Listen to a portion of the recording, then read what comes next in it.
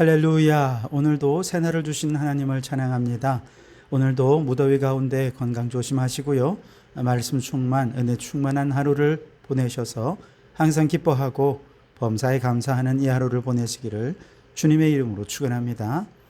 오늘 우리에게 주시는 하나님 말씀은 신명기 7장 말씀인데 그중에 7절에서 11절까지만 봉독해 드리겠습니다. 하나님의 말씀을 경청하시기 바랍니다. 여호와께서 너희를 기뻐하시고 너희를 택하심은 너희가 다른 민족보다 수효가 많기 때문이 아니니라. 너희는 오히려 모든 민족 중에 가장 적으니라. 여호와께서 다만 너희를 사랑하심으로 말미암아 또는 너희의 조상들에게 하신 맹세를 지키려 하심으로 말미암아 자기의 권능의 손으로 너희를 인도하여 내시되 너희를 그 종 되었던 집에서 애굽 왕 바로의 손에서 속량하셨나니 그런즉 너는 알라. 오직 내 하나님 여호와는 하나님이시요 신실하신 하나님이시라. 그를 사랑하고 그의 계명을 지키는 자에게는 천대까지 그의 언약을 이행하시며 인애를 베푸시며 그를 미워하는 자에게는 당장에 보응하여 멸하시나니 여호와는 자기를 미워하는 자에게 지체하지 아니하고 당장에 그에게 보응하시느니라.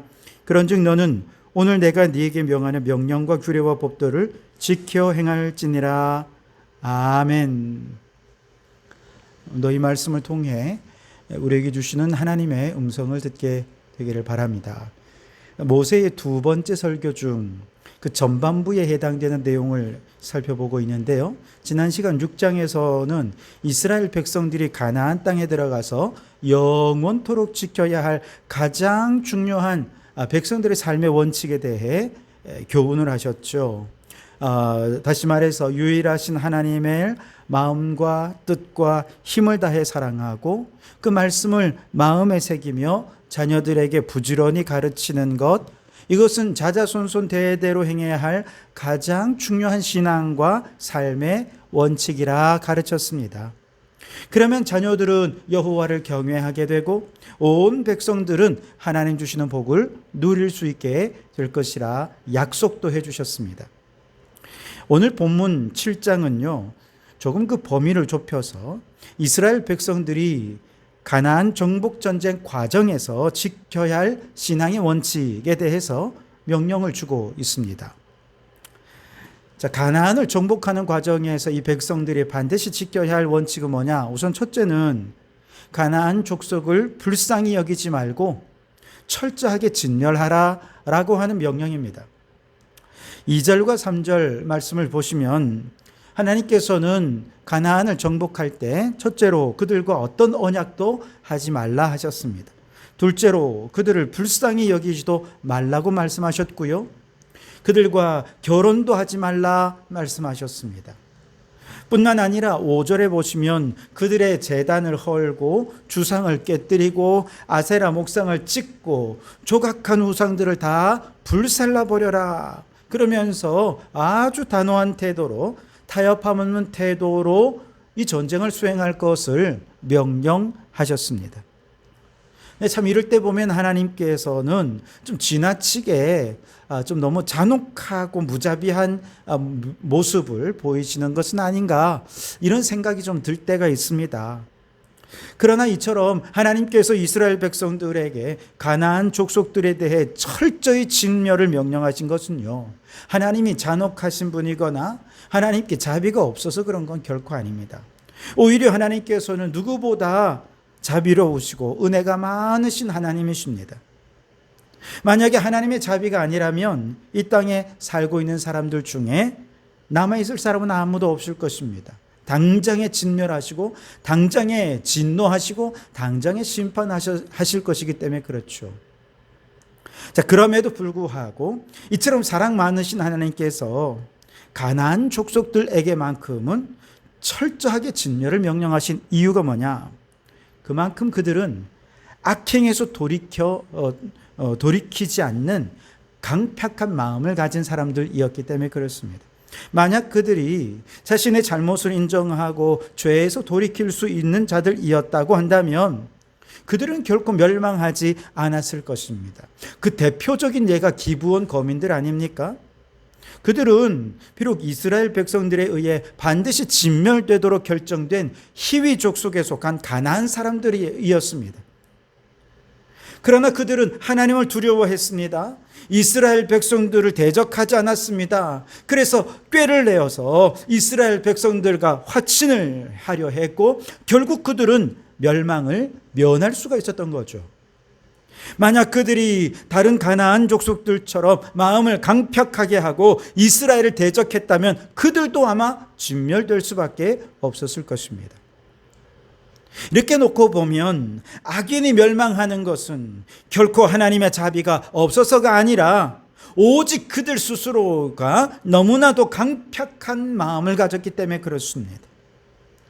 만약 어떠한 악인이라도 자신의 죄악에서 돌이키기만 한다면 하나님께서는 반드시 그를 용서하시고 멸망하지 않으실 것입니다. 이것이 하나님이 더 원하시는 바예요.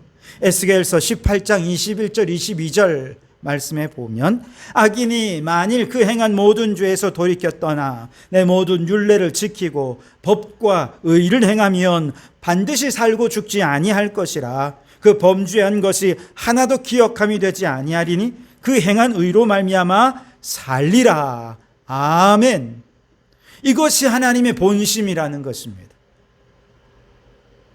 그러므로 여러분, 우리는 결코 강팍한 자가 되어서는 안 되겠습니다. 우리도 사실 가나안 족속들처럼 연약해서 죄를 범할 때가 얼마나 많이 있습니까? 그러나 비록 우리가 죄를 범한다 하더라도 저 가나안 족속들처럼 마음을 강팍하게 해서 그 죄에서 돌아설 생각하지도 않고 그 죄 안에 어떻게든 머물러 있으려고 하고 회개하지 않으려고 한다면 하나님께서는 우리도 예외 없이 진멸하실 수밖에 없을 것입니다. 그러나 어떤 상황에서라도 우리의 마음을 부드럽게 하실 수 있길 바랍니다. 죄를 깨닫는 대로 회개하고 속히 그 죄에서 돌이켜서 하나님께로 나온다면 하나님께서는 그 누구도 멸망에 이르지 않도록 우리를 도와주실 줄 믿습니다. 그 하나님의 은혜와 사랑이 우리에게서 떠나가지 않도록 하나님의 사랑 안에 머무는 우리 성도들이 되시기를 주님의 이름으로 축원합니다. 두 번째로, 이렇게 단호하게 가나안 백성들을 몰아내었다면 이제 그 자리에 대신 들어갈 이스라엘 백성들은 어떻게 살아야 할까요? 철저히 말씀대로 살아야 합니다. 9절을 보시면 그런즉 너는 알라 오직 내 하나님 여호와는 하나님이시요 신실하신 하나님이시라. 그를 사랑하고 그의 계명을 지키는 자에게는 천대까지 그의 언약을 이행하시며 인애를 베푸시되. 그렇게 말씀을 하십니다.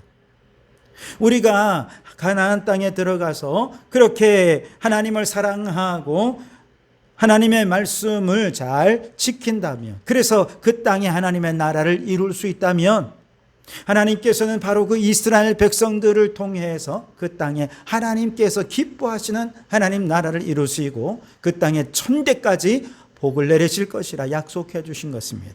11절에 그런즉 너는 오늘 내가 내게 명하는 명령과 규례와 법도를 지켜 행할지니라. 아멘. 여러분, 가나안 정복 전쟁은 단순히 그 땅을 정복해서 전리품을 챙기고 그 땅을 확 차지해서 승자에게 주어지는 풍요를 누리며 살라고 허락하신 전쟁이 결코 아닙니다. 가나안의 정복 전쟁은 철저히 우상을 몰아내고 하나님이 다스리시는 하나님의 나라를 그 땅에 세우기 위한 영적 전쟁이었습니다. 그렇기 때문에 가나안의 우상 숭배자들과 철저히 절연하고 그들을 진멸한 후에 그 땅에 살게 될 이스라엘 백성들은 어떻게 살아야 하느냐? 하나님의 명령과 규례와 법도를 잘 지켜 행해서 하나님이 다스리시고 통치하시는 하나님 나라를 바로 그 땅에 세워가야 할 의무와 사명이 있었다는 것이죠. 만일 하나님이 꿈꾸시고 기대하시던 대로 그 백성이 가나안을 정복한 후에 하나님 말씀을 잘 지켜 그 땅에 하나님 나라가 이루어진다면 어떤 축복이 주어지느냐? 13절 이하에 보면 그들로 하여금 번성하게 해주시마 약속해 주십니다. 그들의 소생에게 은혜를 베푸시고 토지 소산과 곡식과 포도주와 기름을 풍성하게 하시고 소와 양을 번식하게 하실 것이라 약속해 주셨습니다. 사람이나 짐승 중에 생육하지 못하는 자가 없을 것이고 그 누구도 질병에 걸리게도 하지 않게 해주시겠다 약속해 주셨습니다. 천국이, 이런 천국이 어디 있겠습니까? 저 천국에 가지 않더라도 바로 그곳이 천국이 되는 것 아니겠습니까? 이처럼 큰 복을 받은 하나님의 나라는 이전에도 그 누구도 경험해 본 적도 없고 또 그렇게 살아본 적도 없기 때문에 역사상 유일하게 하나님의 뜻이 그 땅 가운데 이루어지는 지상 천국이 될 것입니다. 이처럼 위대하고 역사적인 하나님의 나라를 이 땅에 세우는 일에 하나님께서는 다른 어떤 민족이 아니라 왜 이스라엘이라는 나라를 선택하신 것일까요? 그것은 그들이 다른 민족보다 수요가 많기 때문이 아닙니다. 다른 민족보다도 똑똑하기 때문도 아니고요. 다른 민족보다 대단히 힘이 있어서도 아닙니다. 다른 민족보다 대단한 찬란한 문화를 일으킬 만한 그런 나라이어서도 아닙니다. 두 가지 이유 때문인데요. 첫째는 조상들과의 약속을 지키기 위해서고 둘째는 하나님이 그들을 사랑하시기 때문에 그렇습니다. 자, 7절과 8절 말씀을 보겠습니다. 여호와께서 너희를 기뻐하시고 너희를 택하심은 너희가 다른 민족보다 수요가 많기 때문이 아니니라. 너희는 오히려 모든 민족 중에 가장 적으니라. 여호와께서 다만 너희를 사랑하심으로 말미암아 또는 너희의 조상들에게 하신 맹세를 지키려 하심으로 말미암아 자기의 권능의 손으로 너희를 인도하여 내시되 너희를 그 종되었던 집에서 애굽 왕 바로의 손에서 속량하셨느니라. 아멘. 그렇습니다, 여러분. 이처럼 위대한 하나님 나라 건설에 이스라엘이라고 하는 민족을 선택하신 것은 그들의 내적인 조건, 그들이 가지고 있는 어떤 조건이 하나님 마음에 들었기 때문이 결코 아닙니다. 남들보다 거룩한 것도 아닙니다. 남들보다 더 대단한 능력을 가진 것도 아닙니다. 오직 전적인 하나님의 택하심, 하나님의 사랑하심, 이것밖에 설명할 게 없다는 것이죠. 한마디로 왜 이스라엘 백성인지는 알 수 없어요. 다만 하나님의 신비 속에 속한 영역일 뿐이라는 겁니다. 마찬가지입니다. 왜 오늘 하나님은 우리로 하여금 예수님을 믿게 하시고 구원하여 주셔서 복음의 일꾼으로 세워주시는가? 왜 하필 우리를 택하셔서 천국을 향해 영적 싸움을 싸우게 하시고 이 땅에 하나님의 나라를 세우는 일에 헌신하게 하시는가? 왜 하필 나이여야 할까요? 그 이유는 오직 한 가지입니다. 하나님이 우리를 사랑하시기 때문에 그렇습니다. 하나님의 사랑이 왜 많고 많은 사람들 가운데 똑똑한 사람도 많고 대단히 힘 있는 사람도 많고 다양한 은사와 달란트를 가진 사람, 더 거룩한 사람도 많은데 왜 하나님의 그 사랑이 하필 나한테 주어졌는지 인간의 지혜로는 도저히 이해할 수 없죠. 신비의 영역입니다. 다만 이처럼 차원이 다른 하나님의 신비 앞에서 우리가 할 수 있는 것은 나 같은 자 선택하여 주심에 감사하는 것뿐입니다. 주님이 이 세상에 많고 많은 사람 중에 나를 선택하시고 구원하시고 사명 주시니 감사합니다. 이스라엘을 선택하신 하나님의 사랑에 감사하여 이 백성들이 할 일은 말씀에 순종해서 하나님 꿈꾸시는 나라를 그 가나안 가운데 이루는 것이었다면 마찬가지로 우리를 택하신 하나님의 그 사랑에 감사한 성도들이 오늘 해야 할 일은 말씀에 순종하여 우리가 있는 바로 이곳에 하나님의 나라를 세우는 것입니다. 그러니 여러분, 오늘 우리의 마음을 강팍하게 해서 하나님의 진노의 대상이 되지 마시기 바랍니다.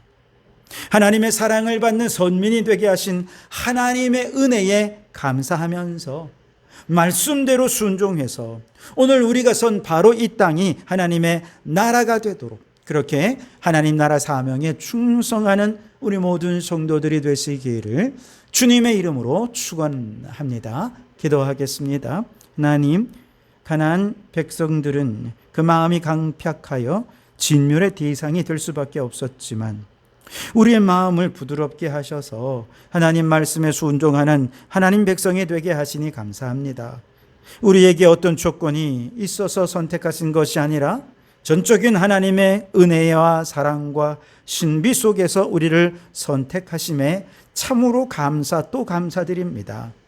이 은혜에 대해 감사한다면 오늘 우리가 할 일은 말씀대로 순종하는 것이고 하나님 나라를 이곳에 세우는 사명을 감당하신 것인 줄 믿습니다. 우리에게 주어진 이 사명 기쁨으로 잘 감당하여 우리가 선 모든 곳에 하나님 나라가 세워지고 하나님의 영광이 나타나게 해 주시옵소서. 예수님 이름으로 기도하옵나이다. 아멘.